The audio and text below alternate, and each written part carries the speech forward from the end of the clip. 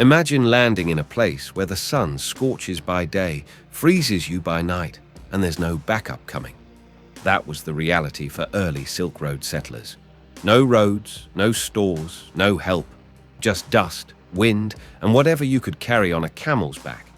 But they didn't just survive, they adapted, with simple, brilliant tricks for food, shelter, and warmth that still work today.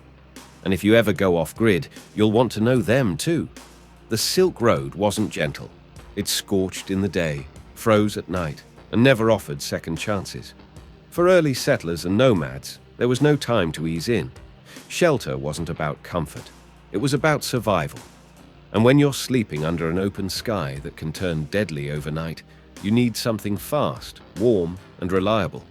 That's where the yurt came in. A yurt is a round, portable shelter made from a wooden frame and thick layers of felt. Felt made by matting and pressing sheep's wool until it becomes dense, wind-resistant, and incredibly insulating. The round shape is clever too. It helps wind glide around the structure instead of slamming into it. That mattered when sandstorms rolled through or icy winds cut across the plains. Even in deep snow, a well-built yurt could keep the inside warm enough to survive comfortably.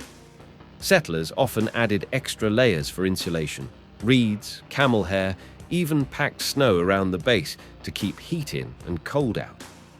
And when the time came to move on, the entire shelter could be folded down, packed onto camels, and rebuilt at the next stop in a matter of hours.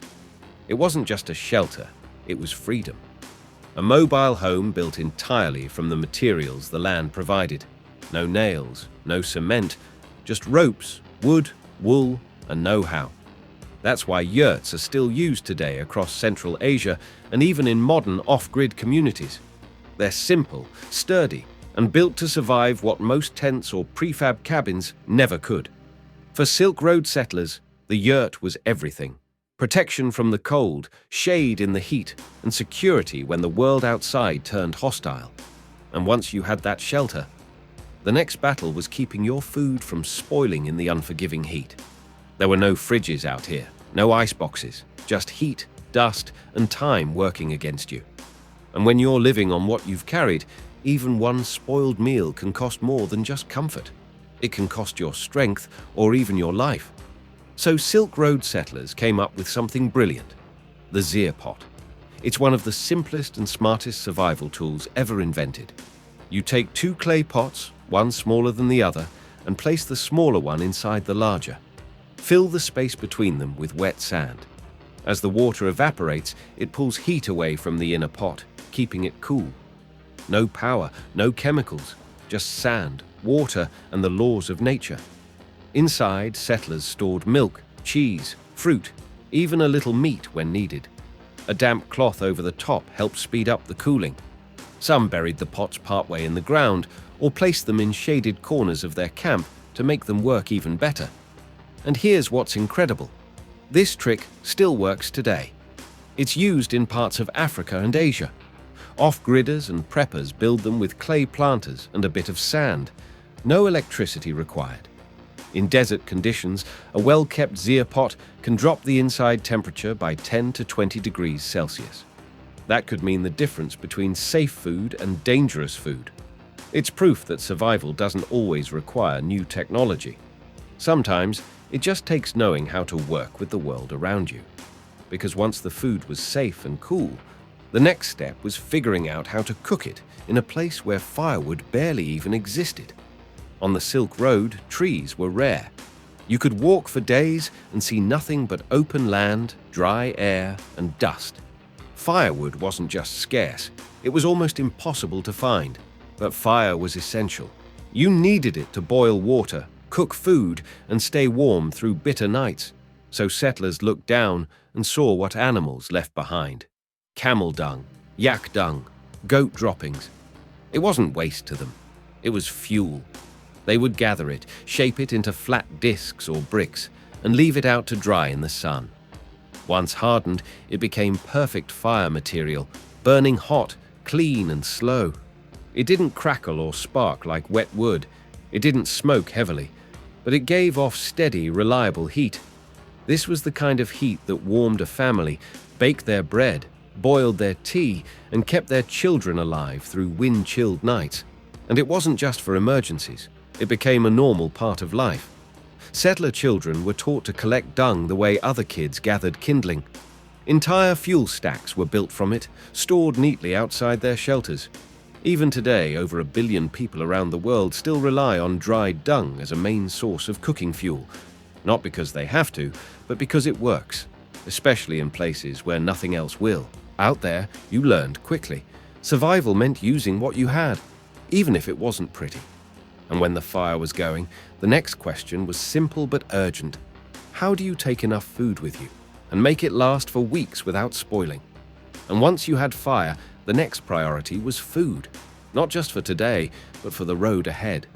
Because when you're weeks from help, the only food that matters is the kind that lasts. The Silk Road wasn't a journey. It was a test of endurance. Thousands of miles across deserts and mountains with no guarantee of supplies at the next stop. For settlers and traders, packing food wasn't about taste. It was about survival. You needed calories, you needed shelf life, and you needed food that wouldn't spoil halfway through your journey. So they dried everything. Meat came first. Goat, yak, even camel. Sliced into thin strips, rubbed with salt, and hung in the dry air until it turned to jerky. It was tough, it was lean, and it kept for weeks. Not gourmet, but dependable. Fruit was next. Apricots, mulberries, and grapes were cut in half and laid on flat mats to soak up the sun. As the moisture evaporated, sugars concentrated. The result? Lightweight, high-energy snacks that wouldn't rot in a saddlebag. Even dairy was preserved. Yogurt was fermented, rolled into small balls, and left to harden in the sun. These dried cheese balls, called kurut, could survive months in brutal heat. Drop one into water for a simple meal, or just chew it dry for a burst of salt and protein. There were no preservatives, no packaging, just sun, wind, and patience. What's amazing is how little this has changed.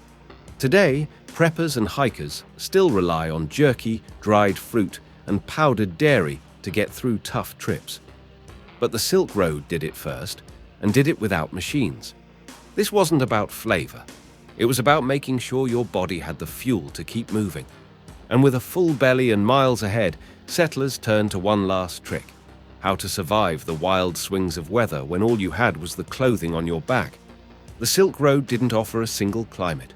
It offered every climate, often in a single day. 1 hour you'd be sweating under a relentless desert sun.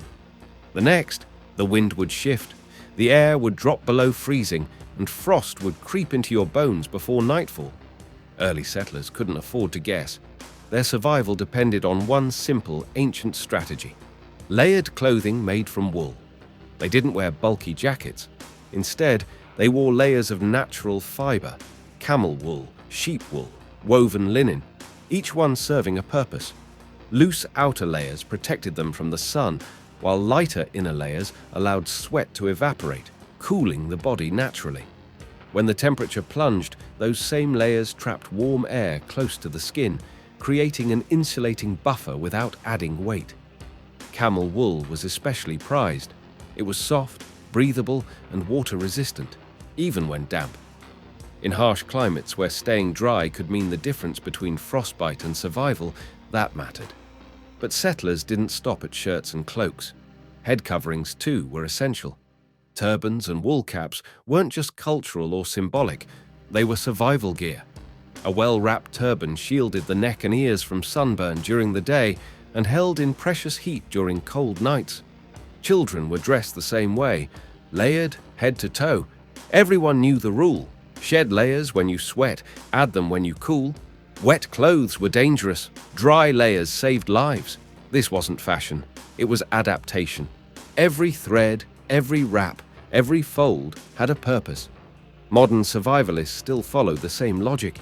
Merino base layers, breathable shells, moisture-wicking gear, these are just modern names for a strategy Silk Road settlers lived by every day.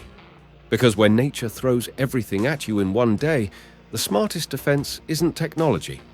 It's knowing how to dress like you've been here before.